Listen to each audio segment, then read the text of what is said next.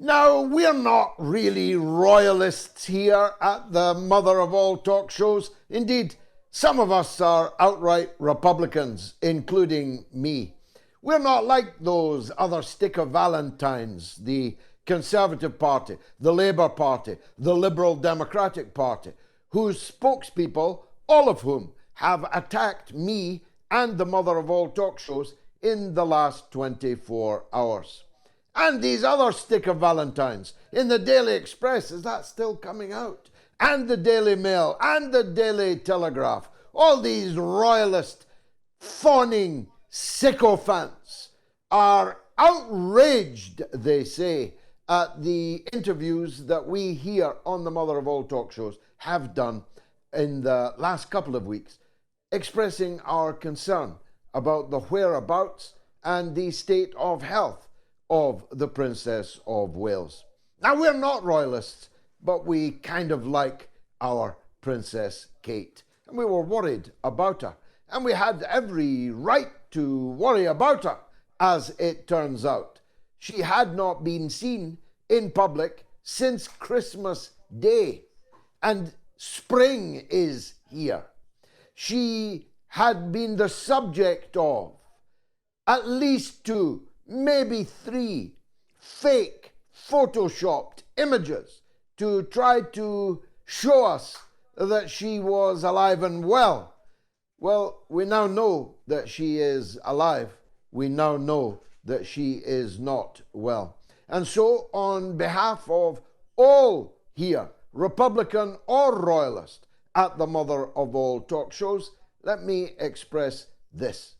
We have the deepest sympathy for Princess Kate, the Princess of Wales, particularly her, because we like her in the royal family.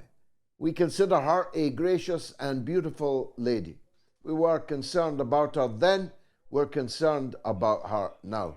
We pray to God that she recovers fully and swiftly from the illness that she is now suffering, which appears to have been revealed by abdominal surgery a month or 2 ago. We wish that the royal family had more honesty and candor and, well, dependability in their communications.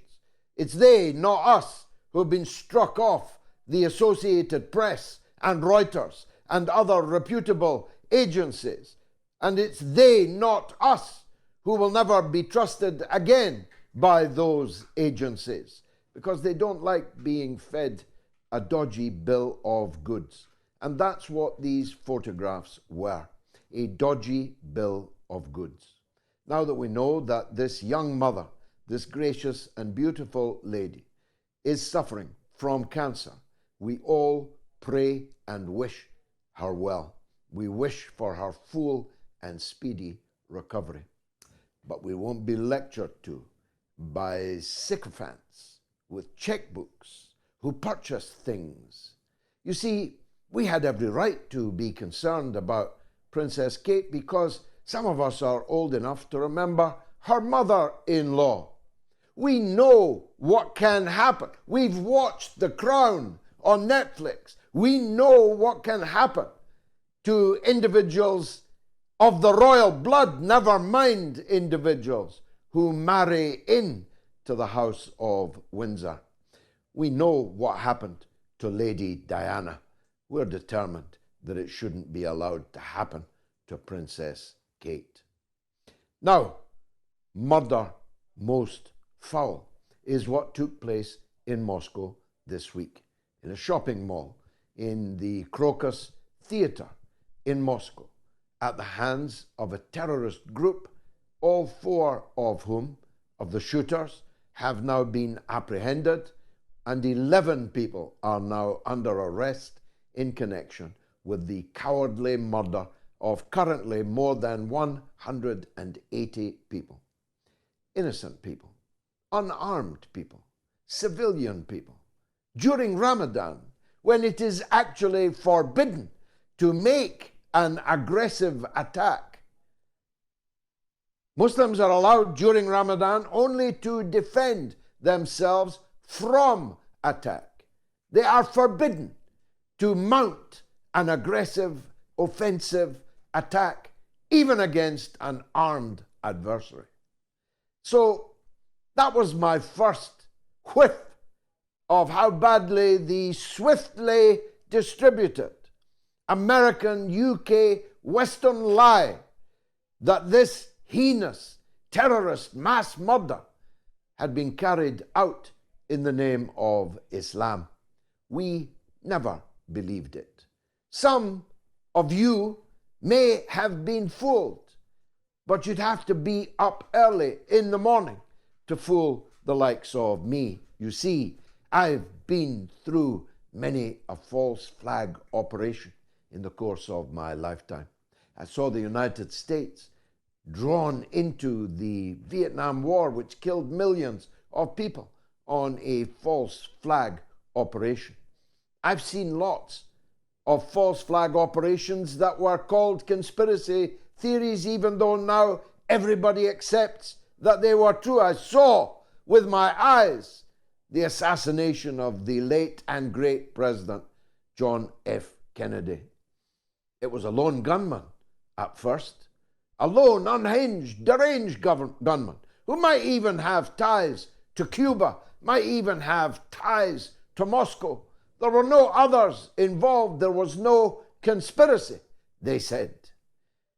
Now you won't find anybody anywhere in the United States, anywhere in the world, who any longer believes that Lee Harvey Oswald, acting alone, killed President Kennedy on Elm Street in that nightmare in November of 1963.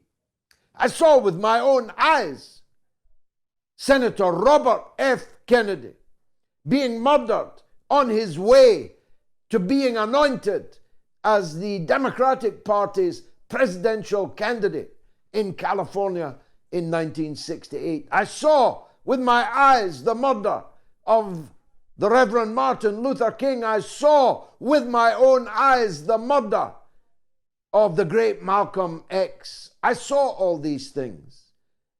I heard all the official narratives, and all of them turned out to be a pack of lies. So I don't automatically accept anything, especially when it comes out within minutes of an act of mass murder from the country that hasn't yet solved the assassination of their own president in broad daylight as long ago as 1963.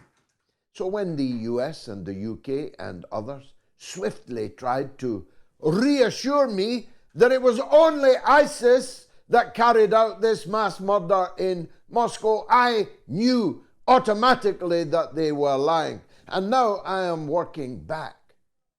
And here's what I'm finding. I'm finding, first of all, that no one has explained the unannounced visit of President Barack Obama to meet British political and security officials in 10 Downing Street 3 days before this terrorist crime was carried out. Working further back, I discovered that Victoria Newland, that harbinger of death, that angel of death, who, if she comes anywhere near you, be sure a civil war is coming in your country. I saw her with my own eyes promise the Russians some nasty surprises in the next few weeks and months. I'm working further back, and I discover that the White House spokesman, John Kirby, announced that American citizens had been warned to stay away from crowded places, including shopping malls and theaters in the great city of Moscow, the greatest city in Europe, the capital of the largest country on the earth. And I was never that great at mathematics, but I know that 1 and 1 makes 2. I know that 1 and 2 makes 3. I know that 1 and 3 makes 4. And so I have 4 pieces of evidence in my mind that leads me to believe that the United States, that the NATO allies, and their proxy servant, the state of Ukraine, the remaining state of Ukraine, were in fact responsible for this mass murder. And we will be talking in the course of this show to the great Scott Ritter, who I think has reached a somewhat similar conclusion, though knowing him will have dived deeper than I have had the time to dive.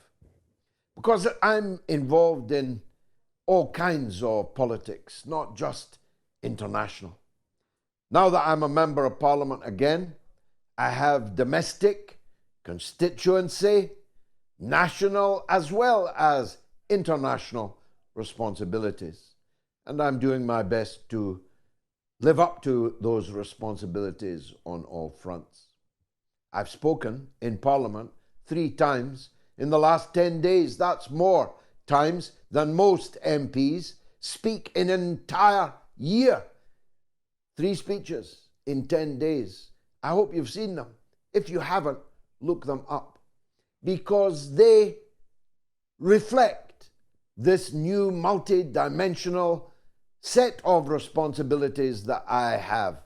My maiden speech in Parliament, there it is on the screen, was overwhelmingly about Rochdale and about Britain and its perilous economic situation under the uni-party, ironclad consensus of Conservative and Labour, that tightly clenched set of buttocks, the left and right of which are impossible to discern from the other.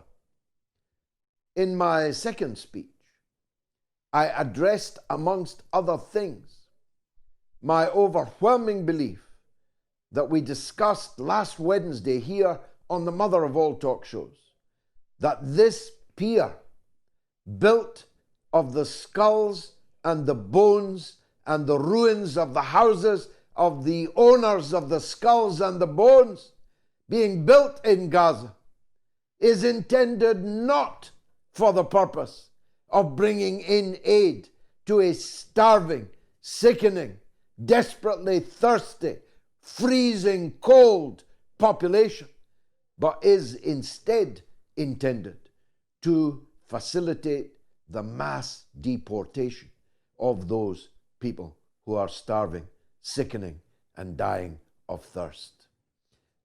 I suppose the Daily Express would call that a conspiracy theory. But like many conspiracy theories, it is founded in fact. It is founded in evidence.